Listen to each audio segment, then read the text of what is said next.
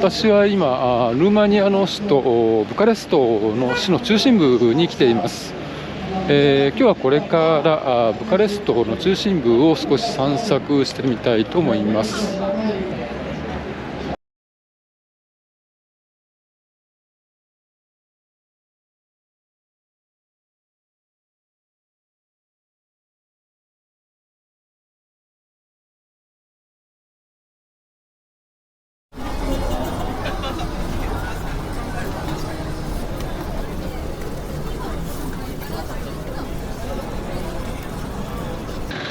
クリスマスも近くなってきたということで、街中至る所でイルミネーションが施されていて非常に綺麗ですね。イルミネーションに限らず歴史感のある古い建物、ビルがほとんど全てこの辺りライトアップされてますので非常にそれも綺麗です。行政機関のあります市の中心部の広場からダウンタウンの方に今歩いております。もう間もなくダウンタウンのど真ん中の交差点に、着くと思います。まだ12月も中旬ということでさほど寒くはありません。まだヨーロッパでも南の方ですからこれから北上していくともっと寒くなるんだとは思いますけども、この辺りがダウンタウンのほぼ真ん中あたりの交差点ですね。今ちょうど時刻が夕方の6時半ということで、かなり車も多くラッシュアワーという感じですね。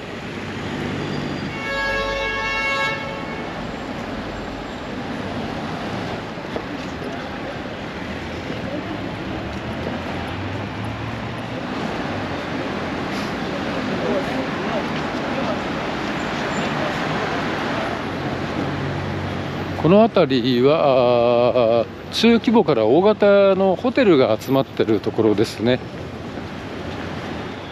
こちらはおそらく劇場だと思います。テアトルオデオンというふうに書いてあります。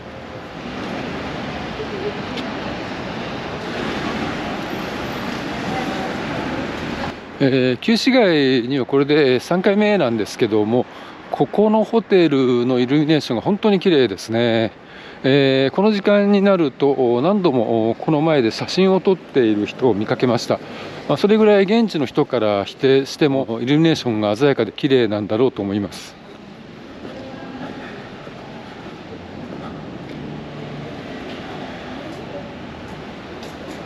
このイルミネーションの綺麗なホテルのすぐ隣ですね、今ちょうど中央に映っているこの建物ですが、ルーマニアの国立銀行ですね。先ほどのイルミネーションが綺麗なホテルですね。非常に綺麗なイルミネーションで、その隣がルーマニアの国立銀行ですね。こちらも非常に綺麗です。で今正面に出てきたこちらも綺麗にライトアップされた建物、これもホテルで、ヒルトンホテルですね。このヒルトンホテルのこの角から先ですね、ここから旧市街のエリアに入っていく通りになります。旧市街のこれが旧市街のメインストリートですね。両側にはカフェレストランがたくさん立ち並んでおります。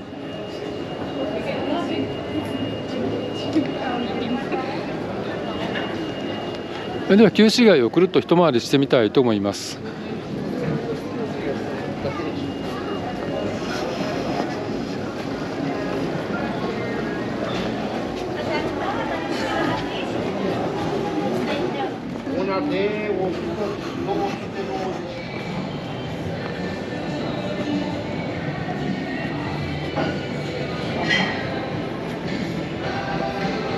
この道をまっすぐ手前に向かってきたんですけども、この左の方の道に入ってみたいと思います。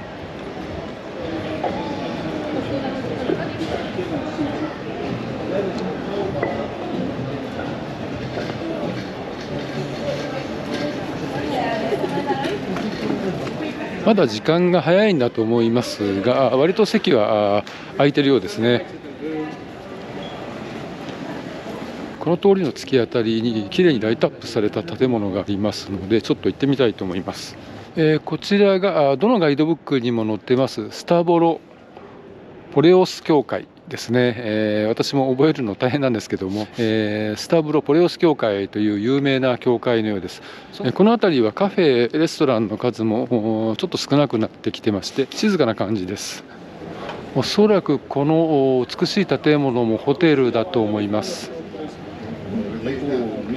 ちょっと今この建物がどういう建物なのか分かりませんけれども、ただ非常に紫色が神秘的な雰囲気を醸し出していて、ゾクッとするような感じですね。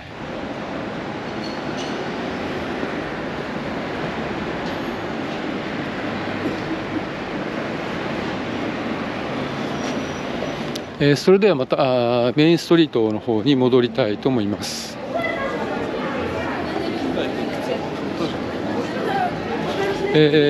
先ほどはここを右に曲がったんですけれども、ちょっとこの先に行ってみたいと思います。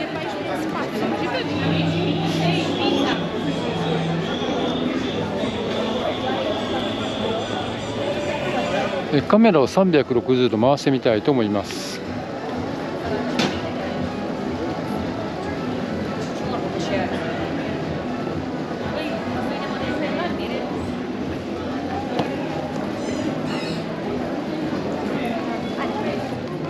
今日はルーマニアの首都ブカレストの市の中心部の観光庁が集まるエリアからダウンタウンを通って旧市街の方まで歩いてきました。今私はルーマニアの中西部の町でありますシギショアラというところに来ております。夜のこのシギショアラの雰囲気を少し撮影しておきたいと思います。では行ってみましょう。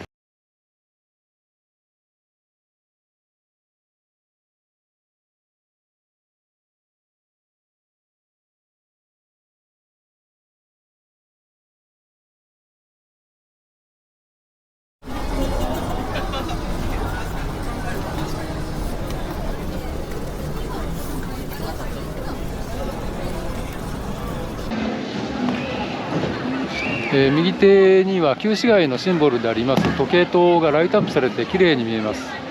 今日は午前中は曇りで小雨混じりだったんですけれども、予報によりますと午後からは回復するということで、確かに予報通りで午後からは非常にいい天気になりました。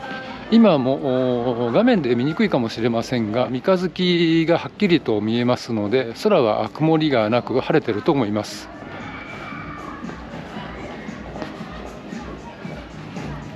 旧市街の入り口にあたる部分のすぐ下にあります公園に出てきました。ここから右手の方に上がっていきますと旧市街の方に入っていく感じになります。ちょっと旧市街の中心の広場まで行ってみたいと思います。シンボルの時計塔が見えてきました。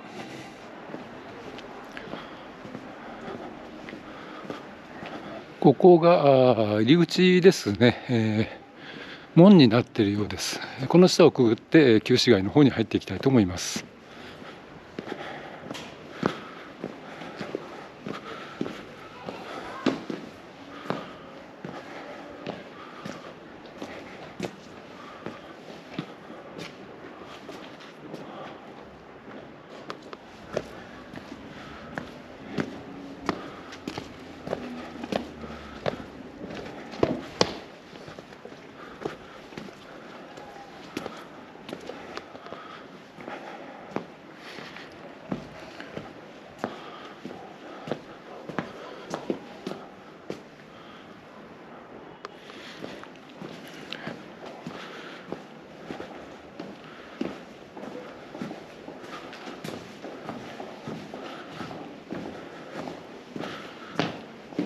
旧市街の中に入ってきました。旧市街の中心の広場に出てきました。カメラを360度回してみたいと思います。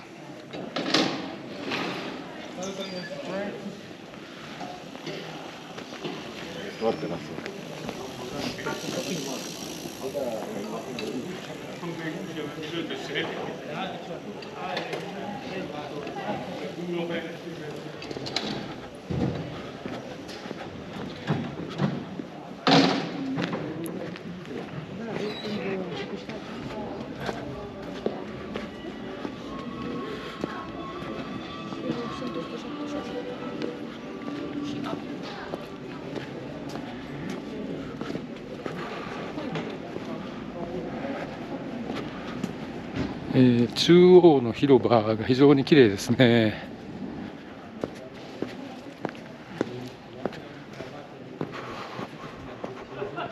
この時計塔が本当に存在感がありますね。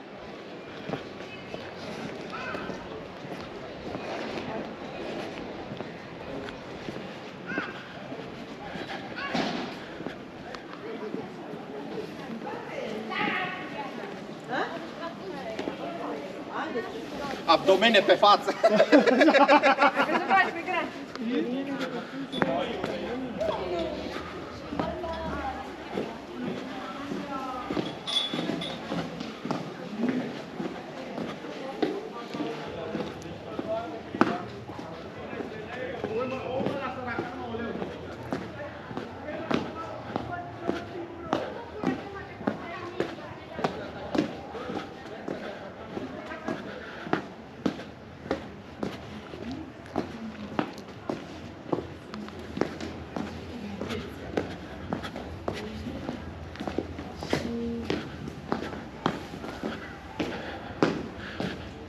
下は石畳なんですけども、ツルツルしてて気をつけると滑りますね。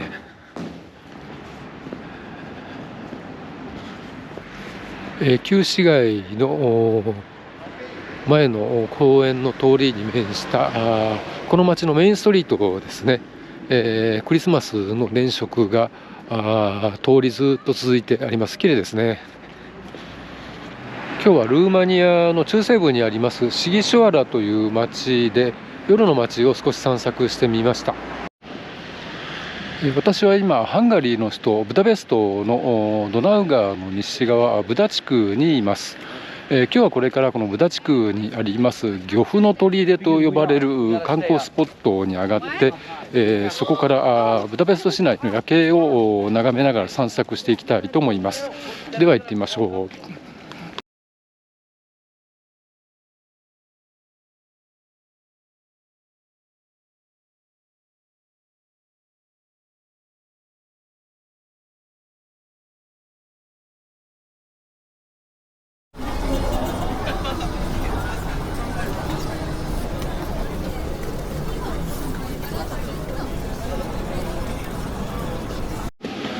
今正面に見えてきましたこの白い塔のある建物が漁夫の砦と呼ばれる建物です。ブダ地区の小高い丘の上にありまして、ここから市内が一望できるということなので上がってみたいと思っております。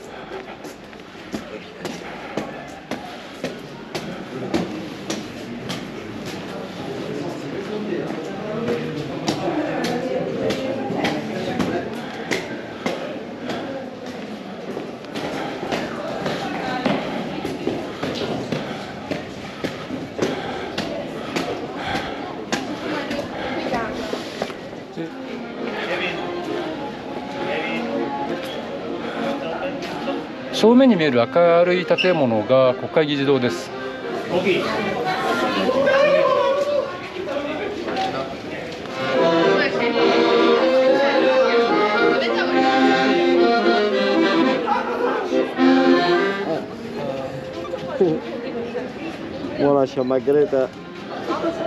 漁夫の砦の一番、川岸に近い展望台に上がってきました。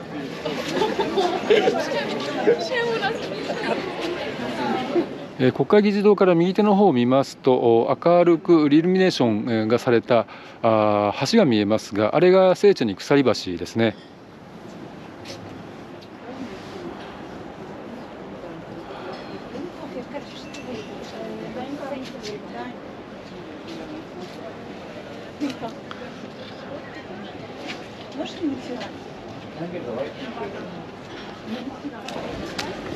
こちらが聖マーチャーシュ大聖堂ですね。こちらもライトアップされてて非常に綺麗です。レンズをワイドに切り替えてみました。こちらの方がはっきり見えますね。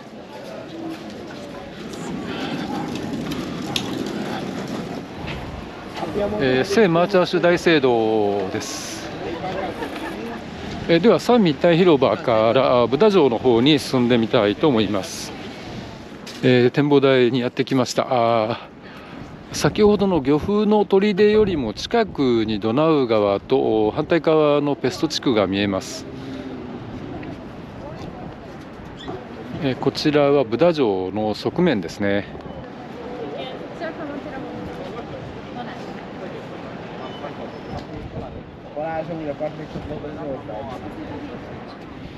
ブダペストのブダ地区とペスト地区をつなぐセーチェニ鎖橋が点灯されて非常に綺麗に見えますね。ではブダ城の前庭の方に入ってみたいと思います。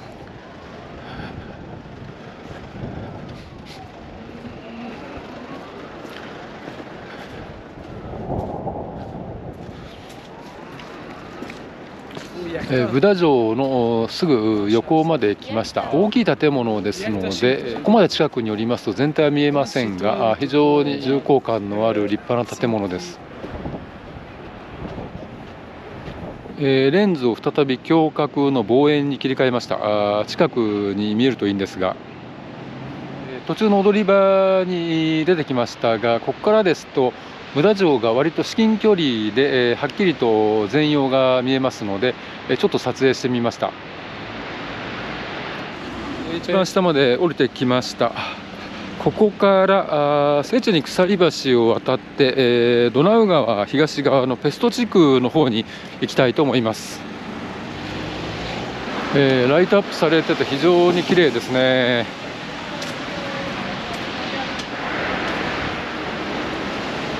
こちらからですと国会議事堂が横からですがよく見えます。鎖橋を西から東に渡り切りました。聖シュトバン大聖堂の前の広場に到着しました。この先にありますのが聖シュトバン大聖堂で、その前の広場がクリスマスマーケットになってまして、このクリスマスマーケットが有名だそうです。結構な人混みですね。ちょっとうまく入れるかどうか分かりませんけども、とりあえず行ってみたいと思います。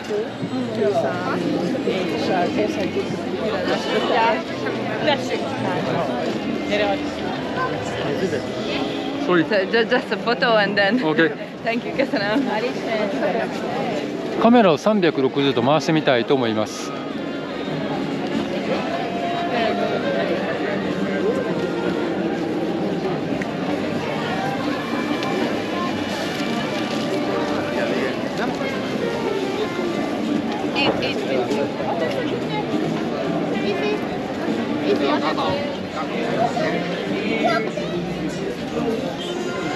聖堂の前まで行ってみたいと思います。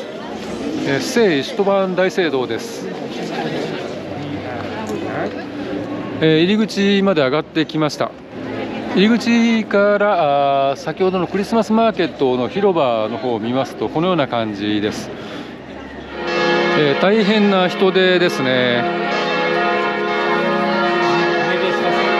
人混みを抜けてようやく聖シュトバン広場前広場の出口の方にやってきました。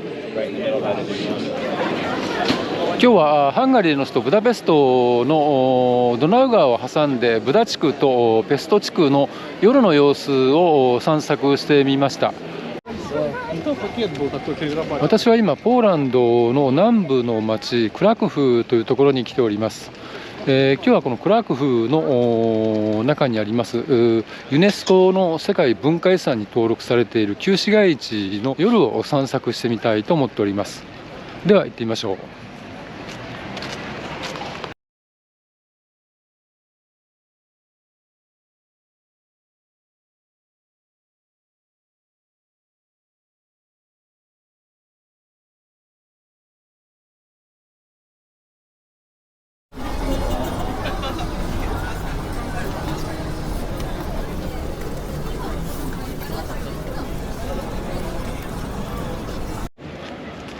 旧市街に入る門のそばにやってきました。ここをくぐって旧市街の中に入る形になります。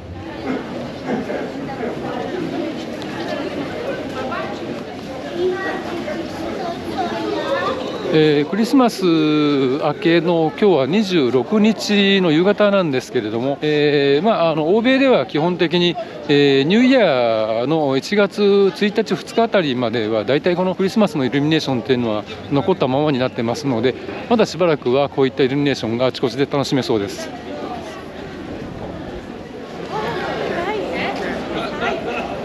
もう間もなくしますと、中央市場広場と呼ばれるこの町の旧市街の中心の広場に出てきます。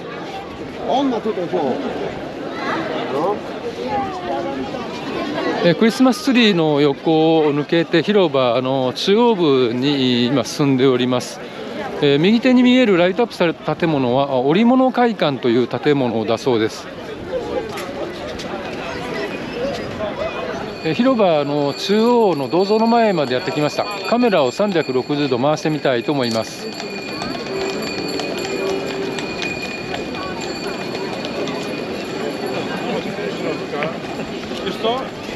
こちらは聖マリア教会ですね。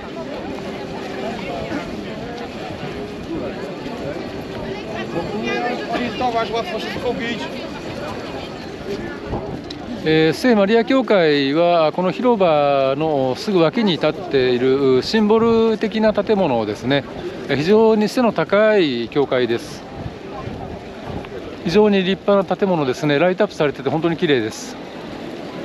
真ん中あたりが通路になってまして、ここを抜けると裏側の広場に出てきます。織物会館の1階部分ですね。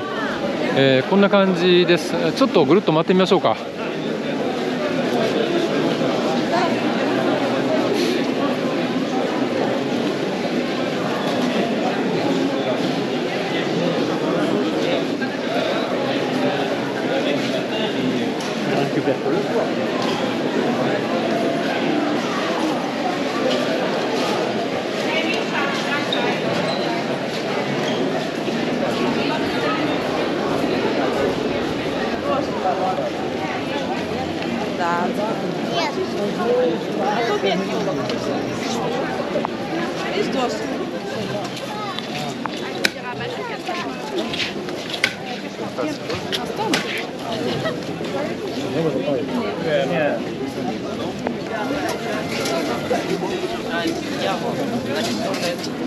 この裏側の広場に大きな時計塔がありますので、ちょっと見に行ってみたいと思います。付近はこんな感じです。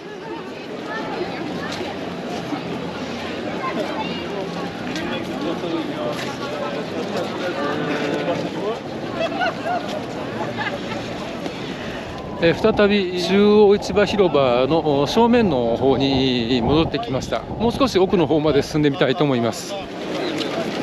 こちら奥の方に進んでおりますが、人はやっぱり多いですね。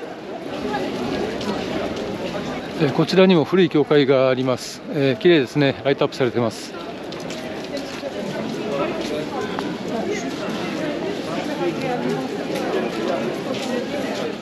バベル城が見えてきました。ここは旧市街の反対側の端ですね。このバベル城は17世紀までポーランド王国の首都だったここクラクフの代々の王様の宮殿だったところだそうです。今日はポーランドの南部の町クラクフという世界文化遺産に登録されている旧市街を持つ町の夜の旧市街を散策してみました。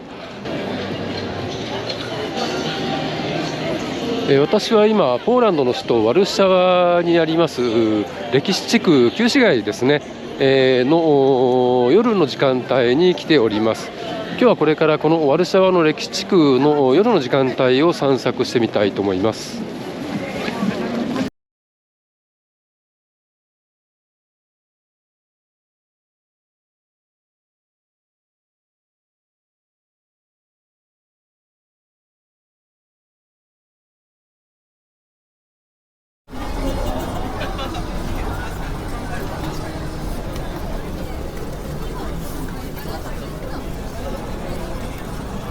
昨日昼間にもこちらには散策に来たんですけれども、想像通り圧倒的にこの時間帯の方が人が多いですね。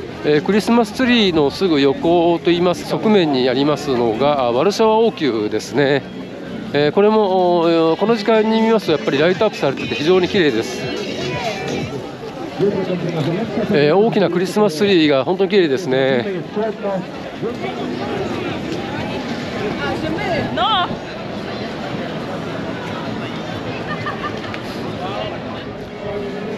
パティオに出てきました。非常に広々とした空間で、こちらも内側でライトアップがされてますので非常に綺麗ですね。カメラを360度回してみたいと思います。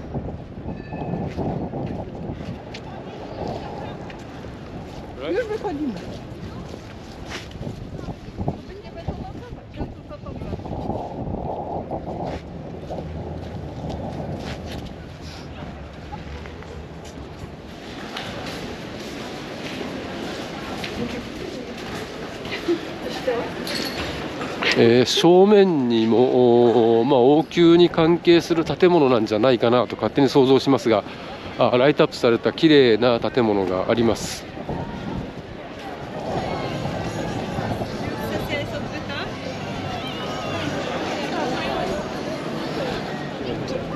この通りがこの歴史地区のメインストリートになる通りですね。ずっとまっすぐ一方の端まで通ってるはずです。右手に出てきましたのが聖ヨハネ大聖堂ですね。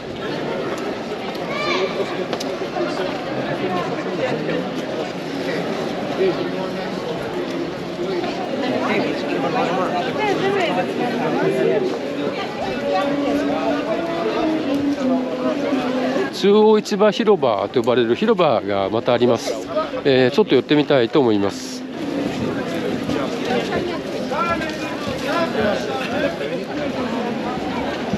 広場一面にきれいにイルミネーションがされてまして、中にはクリスマスマーケットですね、お土産物だったりスナックだったり、いろんなお店が出てます。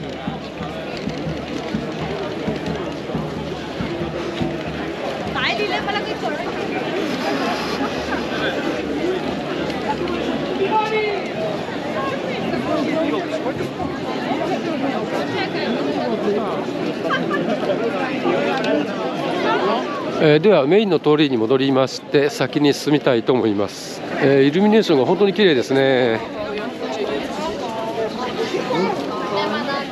この城西都市への入り口の防御になっている砦ですね。砦があります。ここは特にライトアップは内側はされてないのでちょっと暗いですけれども、一旦外に出てみたいと思います。周囲の建物が本当に歴史感たっぷりで、それがライトアップされているところもあり、イルミネーションもありで非常に幻想的な感じです。再び歴史地区の中に入ってきました。中央市場広場に戻ってきましたので、ここを右に曲がってみたいと思います。ここにはずっとこの通りに沿ってクリスマスマーケットがありますので、ここを通って元の王宮前まで戻りたいと思います。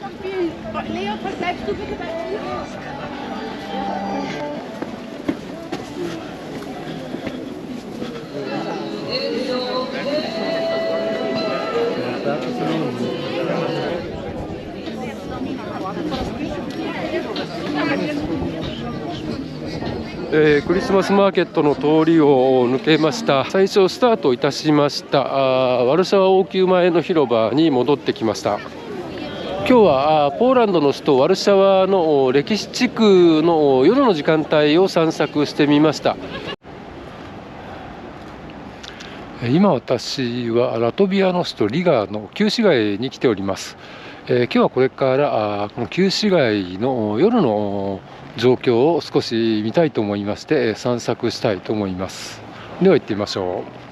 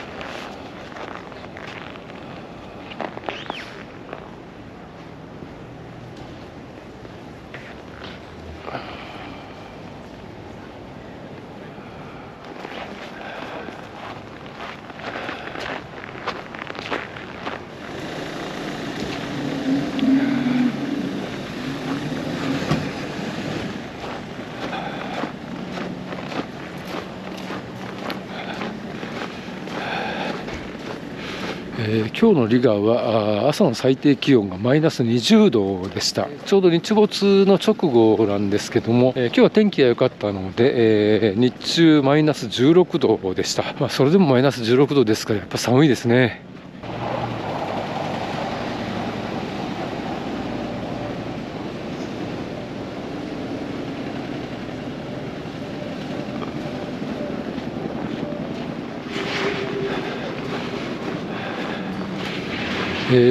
大聖堂の方からドーム広場と呼ばれる広場の方に向かってみたいと思います。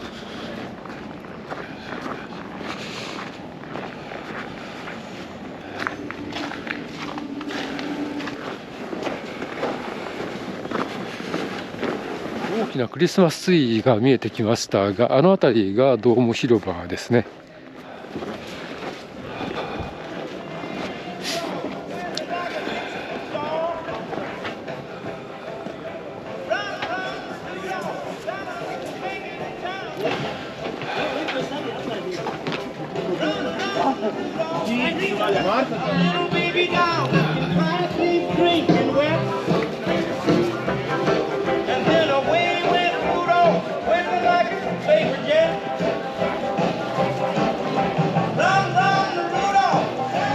ドーム広場の中心にやってきました。カメラを360度回してみたいと思います。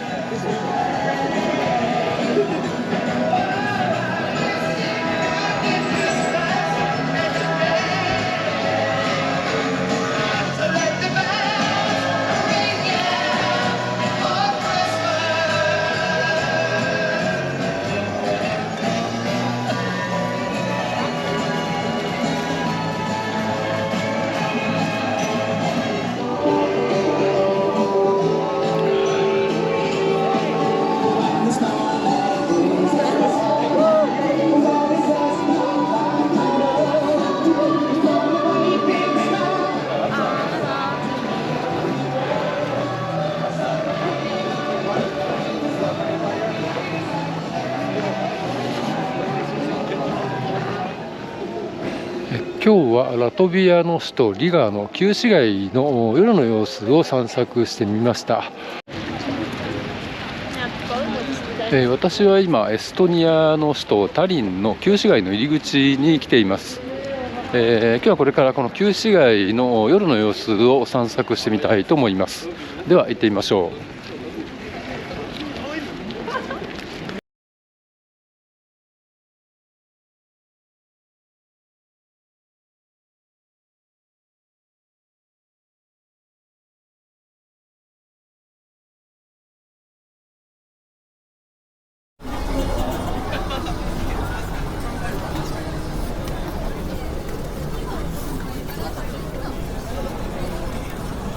入り口にはビル門というこの2つの塔がある門がありまして、ここからが旧市街になります。左側にはずっと花屋さんがありますね。これが旧市街の入り口のシンボルですね。ビル門と言います。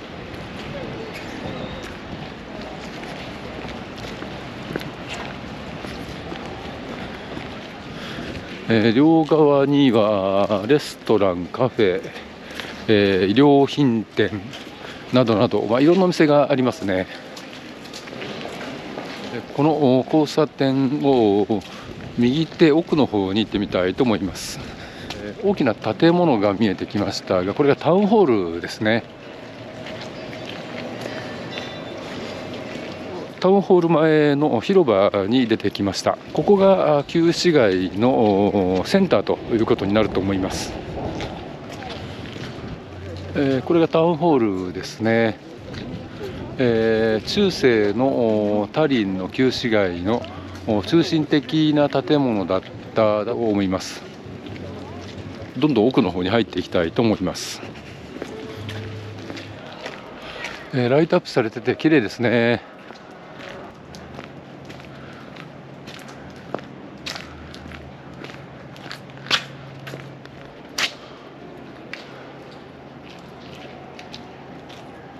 このまっすぐ伸びているちょっと細い道を上がっていきたいと思います。この先には確か大聖堂とそれから大きなお城があったと思います。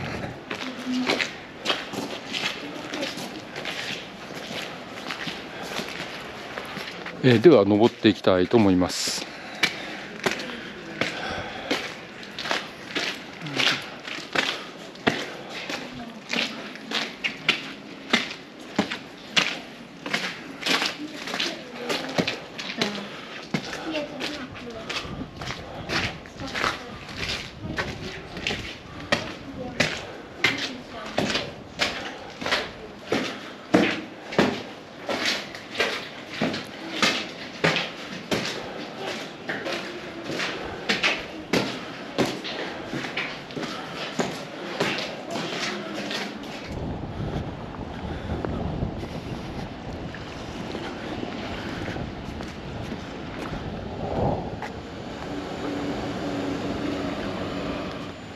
旧市街の一番高い丘の一番高いところにあります大聖堂ですね。こちらが中世から続く城壁ですね。ちょっと暗くて城壁そのものは見えにくいかもしれませんけれども、城壁の隅々にあります、見張り塔っていうんでしょうかね、が内側からライトアップされてまして、非常に綺麗です。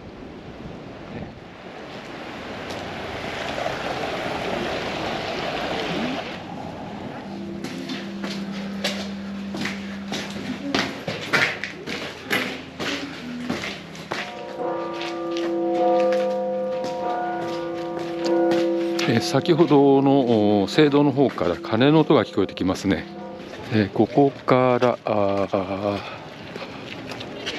もう一つの名所がありますので、そちらの方に行ってみたいと思います。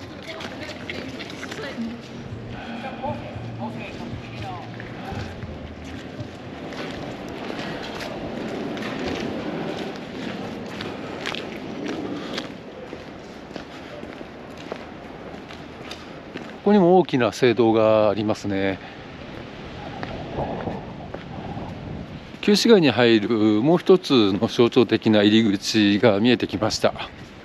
これが旧市街に入るもう一つの中世から続く入り口門ですね。